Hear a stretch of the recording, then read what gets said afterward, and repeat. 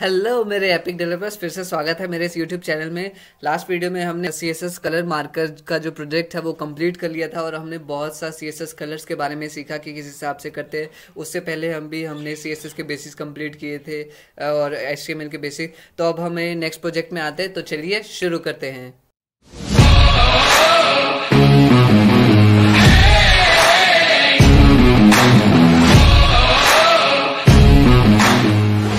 Okay, तो हम फिर से लॉगिन कर लेते हैं अपने डैशबोर्ड में और यहाँ पे देख लेते हैं। अभी हमारे ऑलमोस्ट ये 3 प्रोजेक्ट्स कंप्लीट हो चुके हैं। इसके बाद ये रजिस्ट्रेशन फॉर्म का चैप्टर, इसमें कम ही चैप्टर थे, हमने लास्ट टाइम चेक किया था 62। और इसके बाद सर्वे प्रोजेक्ट, फर्स्ट सर्टिफिकेशन प्रोजेक्ट आने वाला है। सो कौन एक्साइटेड है इसके लिए? तो चलिए मैं फिर से स्प्रिंट टाइमर सेट कर देता हूँ। और मैं आपको आज वो जो मैं कह रहा था ना एंड में कि वीडियो जब एंड होगी तब मैं आपको कुछ दिखाऊंगा, एक स्पेशल थिंग, तो वो हम आज चेक करेंगे। वो मैंने उसमें थोड़ा सा उसको कर लिया, मतलब वो सॉफ्टवेयर बना लिया था, बनाया क्या था एक्चुअली, मैंने कोड डाउनलोड किया था उसका। सो वो वाला मैं आपको शो कर दूंगा, ठीक है। लेकिन उसमें मैंने म्यूज़िक खुद से चेंज कर दिए थे। तो कोडिंग स्प्रिंट यहाँ पे 30 मिनट्स का आ चुका है। So let's start. Okay, start हो चुका है। सो हम स्टार्ट कर देते फर्स्ट प्रोजेक्ट। तो अभी जो हमने सीखा था ना बेसिक्स वहाँ पे HTML, और उसी को हम अब आगे फर्दर यूज़ करने वाले हैं। तो ये हमारा जो रजिस्ट्रेशन फॉर्म होगा कुछ इस तरह से दिखेगा जब फाइनल कंप्लीट हो जाएगा। So let's start coding. Okay, अब क्या मुझे ये स्टेप एक्सप्लेन करने की ज़रूरत है? I don't think so. सो आप खुद ही कर लेना। लेकिन अगर आपको नहीं समझ आ रहा, आप ये फर्स्ट टाइम वीडियो देख रहे हो, तो मैं आपको बोलूँगा कि आप मेरी प्लेलिस्ट में रेफ़र करो, न्यू रिस्पॉन्सिव वेब डिज़ाइन वाली। सो वहाँ पे आपको ये कंप्लीट सीरीज वाइज मिल जाएगा HTML CSS के हिसाब से, ठीक है। सो वो वाले आप कंटिन्यू कर लेना। Let's go to the next step. Okay, below doc type, फिर से हमें डॉक टाइप के बाद एक HTML टैग डालने बोल रहा है और बॉडी टैग।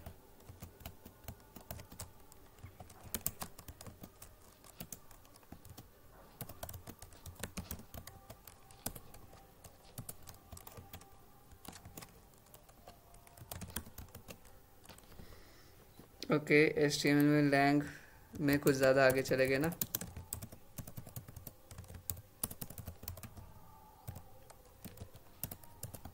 एक चीज़ चेक करते हैं, अगर हम खुद से ट्राई करते हैं आगे का स्टेप करने का, तो क्या वो पास होता है टेस्ट? ओके, टेस्ट पास होता है। ओके, लेकिन फिर भी हमें लिखना पड़ेगा, तो वो कोड मिट जाएगा, तो फ़ायदा नहीं है उसका ना।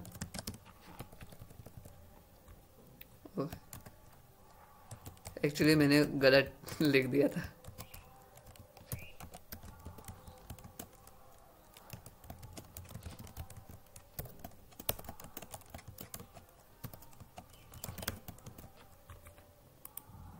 स्टेप 3,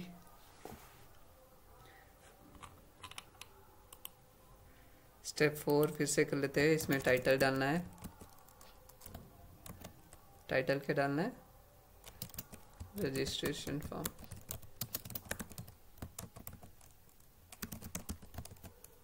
और उसके बाद मेटा टैग डालना है। ओके, पहले मेटा टैग ही डाल देते हैं।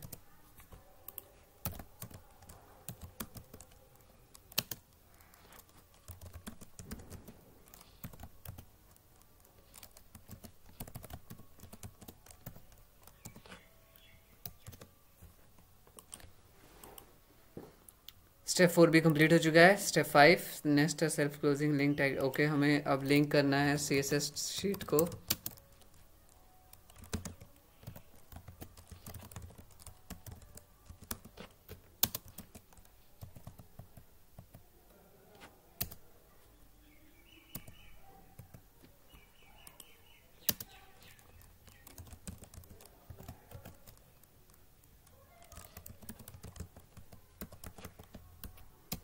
हम लिंक भी कर चुके हैं। Test pass. Let's go to next step. Step 6, within body tag provider H1। Okay, अब हमें H1 डालना है। देखा जाए ना तो हमारे सेम स्टेप्स रिपीट हो रहे हैं। अब आप इतना प्रैक्टिस करके भी अगर नहीं सीखोगे तो फिर तो वो तो गलत बात है ना, मतलब आप अपना फोकस यहाँ पे ध्यान नहीं दे रहे। तो सेम स्टेप्स रिपीट हो रहे हैं, आपको बस या कंटेंट चेंज हो रहा है, तो आपको ध्यान रखना है, ठीक है। ओके अगर आपको इंग्लिश की प्रॉब्लम है तो मैं समझा देता हूँ। यहाँ पे हमें H1 टैग डालने बोला था, ठीक है। चलो मैं इंग्लिश में भी हो सकता है कि कोई मेरा व्यूअर देख रहा हो उसको इंग्लिश इतनी अच्छी तरह नहीं समझ आती, तो चलो मैं एक्सप्लेन कर ही देता हूँ नेक्स्ट के steps. So below the heading use the following tag. Okay heading के नीचे एक ये जो टेक्स्ट दिया हुआ है इसको पैराग्राफ एलिमेंट में डाल दो, ठीक है। इससे ज़्यादा एक्सप्लेन नहीं करूँगा मैं, अगर नया कंसेप्ट नहीं होगा तो।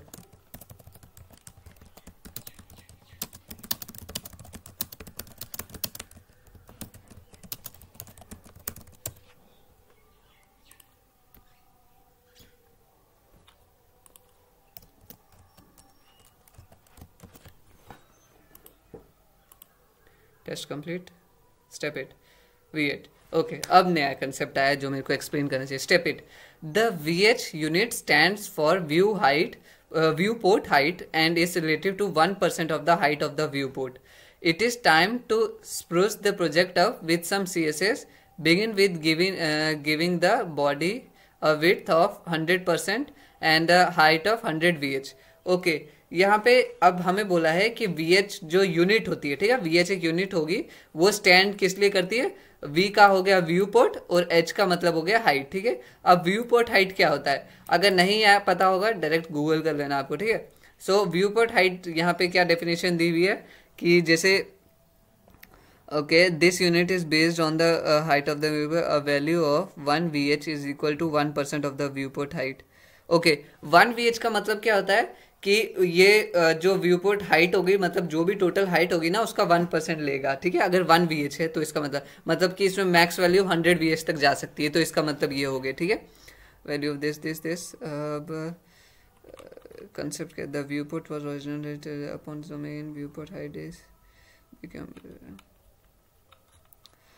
so viewport क्या होता है हमारी, ये जो ओके viewport मतलब कि जैसे ये जो मेरी स्क्रीन आ रही है ना ये इतनी, सो इस स्क्रीन में जितनी हाइट होगी ना इसका 1%। लेट सपोज ओके मेरा फिंगर्स दिख रहे हैं, ठीक है। सो लेट सपोज ये पूरी आ गई जितना हमें स्क्रीन दिख रहा है, तो अगर हम 10 VH लिखेंगे मतलब इस पूरी स्क्रीन का इतना सा जो भी 10% आएगा तो वो होगी 10 VH, ठीक है। तो यहाँ पे आप देख सकते हैं, यहाँ पे मतलब कि जो यहाँ पे हाइट है वो कैसे है, जैसे कि इसको हेडर ले लेते हैं, इसको नेविगेशन बार ले लेते हैं, इसको जो मेन कंटेंट आ गया, ठीक है। सो यहाँ पे बताया ये जो ये पूरी हाइट होती है इसको व्यू पोर्ट बोलते हैं, ठीक है। सो इसका जैसे कि ये ऑटो ऊपर का चले गया और ये जो जैसे नेविगेशन में चले गया जो बच गया ये view port remaining view port height. अब जैसे कि ये स्क्रीन हो गया, अब मैं स्क्रोल करता हूँ तो ये जो नीचे का आ गया ना, अब व्यू पोर्ट हाइट मतलब स्क्रीन डिवाइस के हिसाब से इतना साइज था, तो अब ये उसमें आ गया और इसकी हाइट इतनी है, तो ये इसका मतलब वो होता है, ठीक है।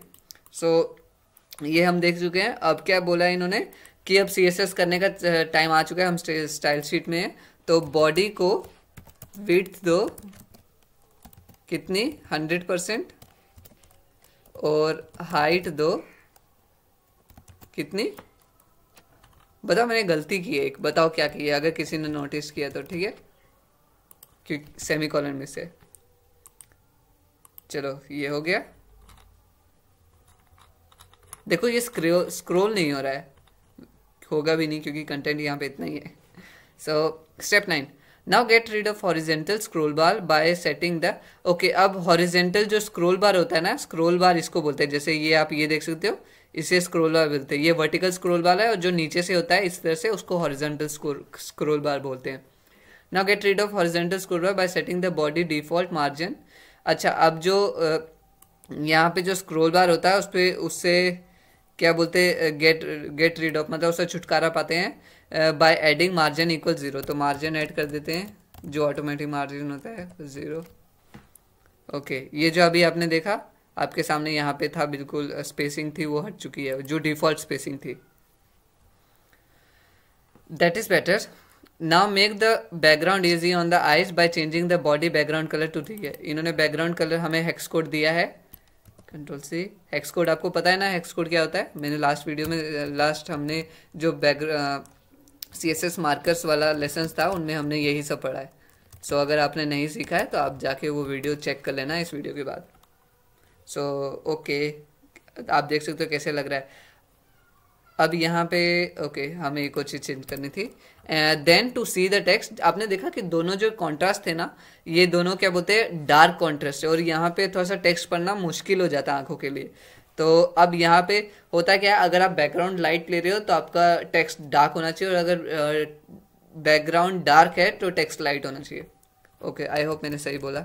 या सो अभी ये वाला कर लेते हैं, कंट्रोल सी, यहाँ पे मेरे ख्याल समवेयर और वाइट कर देगा, ठीक है। सो ये कलर आ चुका है, test pass. Let's go to next step.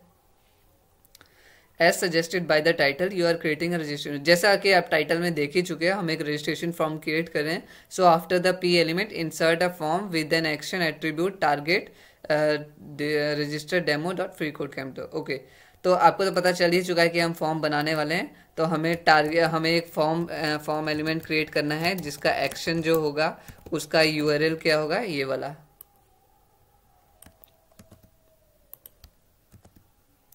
और हम इसको क्लोज कर देते हैं। Check the code, test pass, that's good. Next step 12, as the form will have 3 distinct section, जैसे कि फॉर्म के पास 3 डिस्टिंक्ट सेक्शन है, ऐड 3 फील्ड सेट, तो हमें 3 फील्ड सेट डालने हैं विद इन द फॉर्म। तो शुरू हो जाते हैं।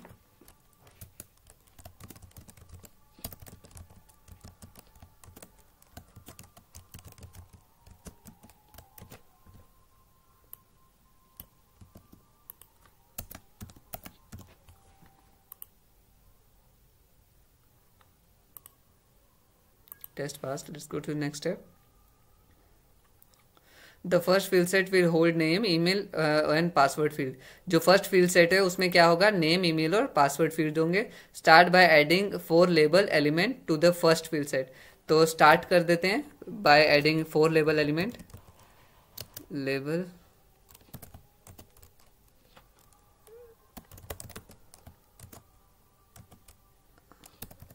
पहले हम लेबल ही डाल देते हैं, लेबल, लबेला नहीं लिखना पिछली बार की तरह, अगर आपको याद होगा तो, पिछली वीडियो देखी होगी तो। Label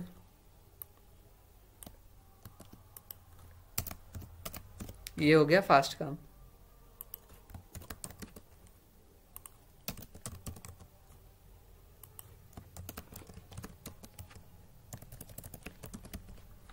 let's see test field, you should add 4 label elements. Okay, हम कुछ मिक्स कर, अच्छा ठीक है, हमें ये सब अभी कुछ नहीं डालना है, हमें सिर्फ एलिमेंट्स डालने थे।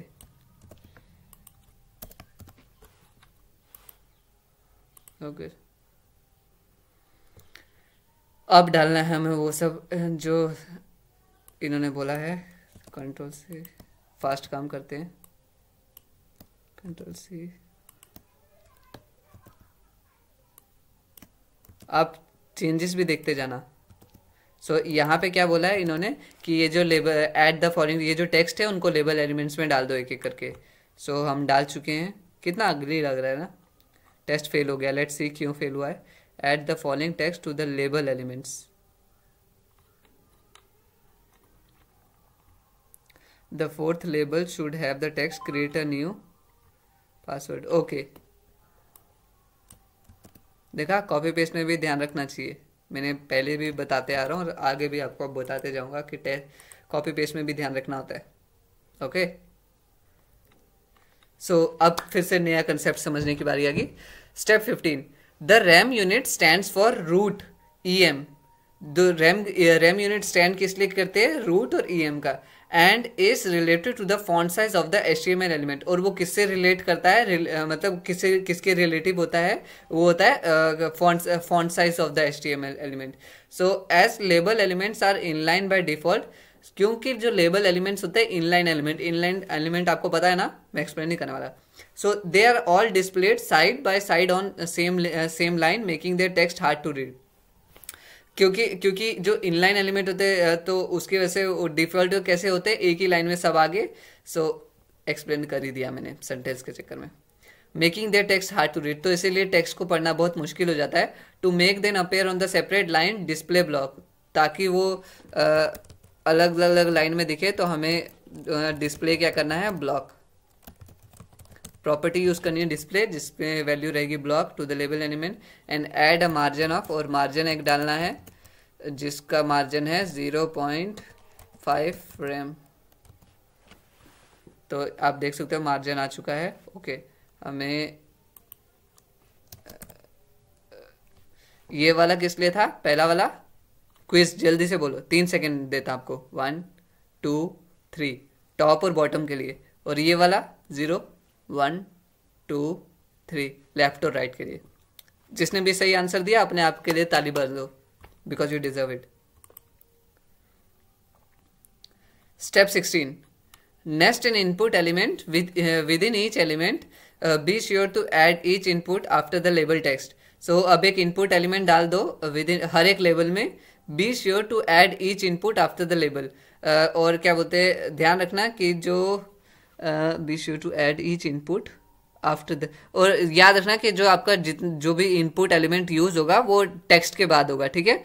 इंक्लूड अ स्पेस, और एक स्पेसिंग भी डालनी है अपने। सो हम स्पेस भी ध्यान रख लेते हैं, और इनपुट एलिमेंट डाल चुके हैं। मेरे ख्याल से अभी फिलहाल इतना ही करना है हमें, या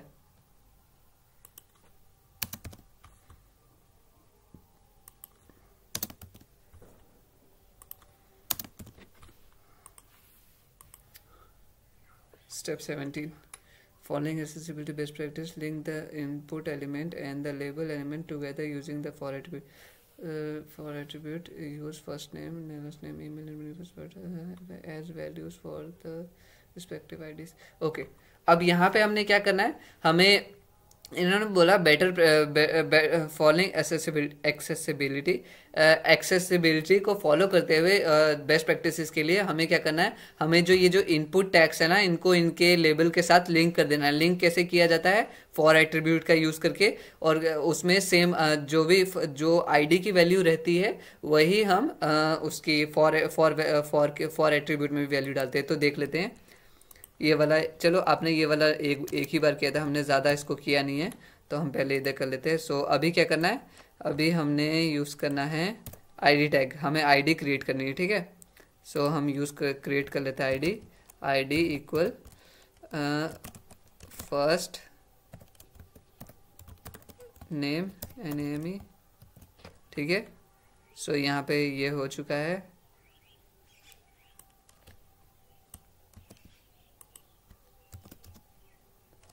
So last name ID equal quotation mark close, और यहाँ पे आ जाएगी ईमेल, और फिर नेक्स्ट में आ जाएगा ID equal new dash password, ठीक है। तो टेस्ट पास हो चुका है मेरे हिसाब से। ओके, टेस्ट फेल हो गया। सो लेबल के लिए भी ये चीज़ क्रिएट करना है ना, ठीक है। for equal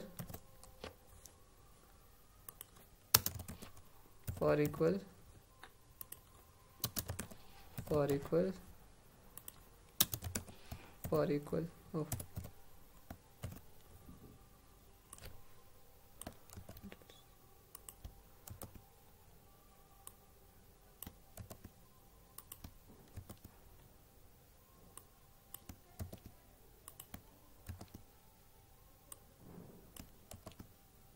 let's see, test pass होता नहीं, हम होता है, हमारा टेक्स्ट पास हो चुका है।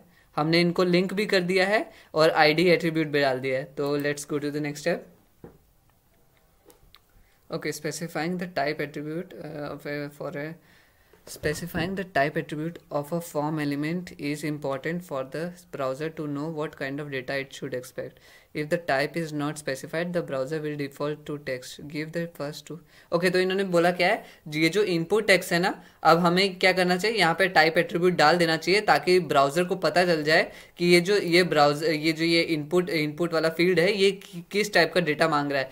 नंबर मांग रहा है, टेक्स्ट मांग रहा है, ईमेल आईडी मांग रहा है, पासवर्ड मांग रहा है, ठीक है। तो जो भी होता है वो उनको पता चल जाए। सो यहाँ पे इन्होंने बोला कि पहली चीज़ में तो यही बताया कि अगर आप कोई वैल्यू नहीं देते हो, कोई टाइप नहीं डालते हो, तो यहाँ पे ये डिफ़ॉल्ट वैल्यू जो होती है वो टेक्स्ट होती है किसी भी इनपुट फील्ड की।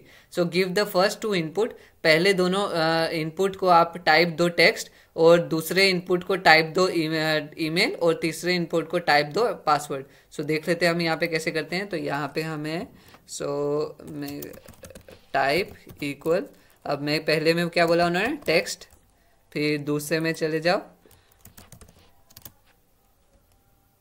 टाइप इक्वल, और इसमें दे दो टेक्स्ट, फिर तीसरे में क्या देना, टाइप।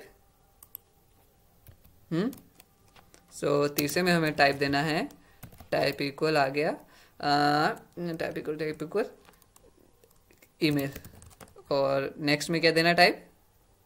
अब इतने तो समझदार हो ही गए हो, पासवर्ड। ठीक है, अब एक चीज़ मैं दिखाता, तो चलो ये देख सकते हैं आप। ठीक है, सो यहाँ पे हो चुका है, टेस्ट पास कर लिया हमने। Next go to next step. हाँ, मैं कुछ शो करने वाला था, वो मैं ये करने वाला था कि यहाँ पे ऑटोमेटिक डिटेक्ट होता है या नहीं ईमेल आईडी वगैरह, लेकिन मैंने वो सेटिंग से ऑफ किया हुआ है तो शायद ना शो हो। Step 19.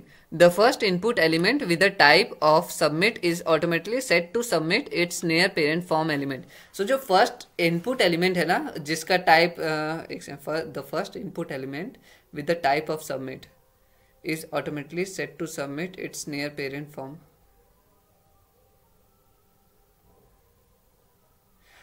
जो फर्स्ट इनपुट एलिमेंट है जिसका टाइप सबमिट है, वो ऑटोमेटिकली सेट हो जाता है कि फॉर्म को कहाँ सबमिट करे, टू इट्स नियरेस्ट पेरेंट, मतलब कि जो भी उसका नियरेस्ट पेरेंट होगा। ठीक है, so to handle the form submission after the last field set, ताकि आप हैंडल कर सको इस फॉर्म के सबमिशन को लास्ट फील्ड सेट तक, add an input element with the type attribute set to submit and the value attribute set to submit. Okay, एक type attribute डालो जिसकी वैल्यू होगी सबमिट, और एक वैल्यू एट्रीब्यूट डालो जिसकी भी उसकी भी वैल्यू क्या होगी, सबमिट होगी। ठीक है, सो ये डालना कहाँ पे, लेट्स फिर से देख लेते हैं। To handle the form submission after the last field. Okay, last field के नीचे एड एन इनपुट एलिमेंट, एक इनपुट एलिमेंट डालो, और जिसमें टाइप क्या होगा, सबमिट, SUBMIT, वैल्यू क्या होगी, सबमिट। ठीक है, type attribute set to submit and value set to submit. यहाँ पे एस कैपिटल है, सो एस कैपिटल का भी ध्यान रखते हैं, और यहाँ पे वो फॉरवर्ड स्लैश से क्लोज करते हैं। ठीक है, सो देखते हैं टेस्ट पास होता है नहीं, टेस्ट पास हो चुका है। Let's go to the next step. Okay, submit button यहाँ पे आ चुका है, देखा आपने ये चीज़।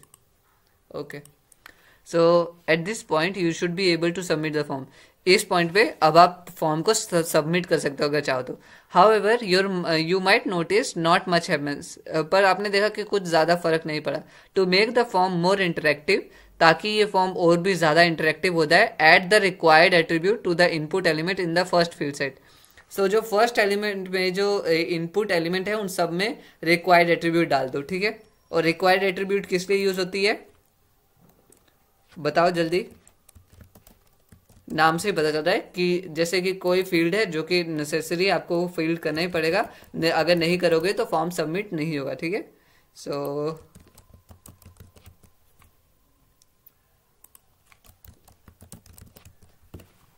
लेट्स सी, टेस्ट पास हो चुका है। Go to the next step. Certain time at, अच्छा अब यहाँ पे पहले बोलेगा सबमिट द फील्ड, ये चीज़ बोल रहा था कि इंटरेक्टिव नहीं है, तो थोड़ा सा इंटरेक्टिव बनाते हैं, ये देखो। ठीक है, सो यहाँ पे इंटरेक्टिव के लिए बोल रहा है। Certain type attribute values come with built in form validation. कुछ जो टाइप एट्रीब्यूट होते हैं वो मतलब उनके डिफॉल्ट होता है कि वो वैलिडेट कर पाए। For example, type equal email requires that the value be a valid email address. So ये जो ईमेल वाली फॉर्म है ना, अगर आप यहाँ पे सिर्फ नाम डाल दोगे अभिषेक सागर, ठीक है, और यहाँ पे सबमिट करोगे, तो वेट एक second, Abhishek, let's see, okay Abhishek, let's see, okay. So यहाँ पे देख सकते हो please include an at in the email address Abhishek Sagar is missing at. तो यहाँ पे क्या है कि ये वैलिडेट करता है ऑटोमेटिकली। तो कुछ तो यही चीज़ यहाँ पे बताइए कि सर्टेन टाइप एट्रीब्यूट वैल्यूज, कुछ टाइप एट्रीब्यूट के वैल्यूज में एक बिल्ड इन फॉर्म वैलिडेशन होता है। तो उसमें वैलिडेशन रूल्स खुद से होते हैं जो पहले से बने होते हैं, जैसे कि ईमेल के लिए था। Add custom validation to the password input. तो अब वो कह रहे हैं कि आप पासवर्ड जो इनपुट है उसमें एक कस्टम वैलिडेशन डालो। वो कैसे डालते हैं? By adding a minimum length, एक मिनिमम, तो यहाँ पे बता भी दिया है कि ऐड करो एक मिनिमम लेंथ एट्रीब्यूट और उसकी वैल्यू रखो 8। सो पासवर्ड वाले पे हम जाते हैं और यहाँ पे हम मिन लेंथ एट्रीब्यूट यूज करते हैं जिसकी वैल्यू रखते हैं 8। लेट्स सी टेस्ट पास होता है, नहीं ओके टेस्ट पास हो चुका है। Doing so prevent input less than, तो ये ऐसा करने से क्या होगा कि जो अगर कोई भी यहाँ पे पासवर्ड डालेगा 4 कैरेक्टर जैसे 1 2 3 4 तो वो सबमिट नहीं होगा, ठीक है। तो फिर यहाँ पे फॉर्म बोलेगा नहीं कम से कम 8 डालो। सो ये चीज़ हो चुका है। विथ टाइप इक्वल पासवर्ड, आपने देखा ये जो टाइप इक्वल पासवर्ड है, you can use the pattern attribute to define a regular expression. आप पैटर्न एट्रीब्यूट का इस्तेमाल कर सकते हो। लेट्स सी यहाँ पे अगर मैं 1 2 3 4, ओके यहाँ पे अभी कुछ शो नहीं हो रहा है, डॉट शो हो रहे हैं।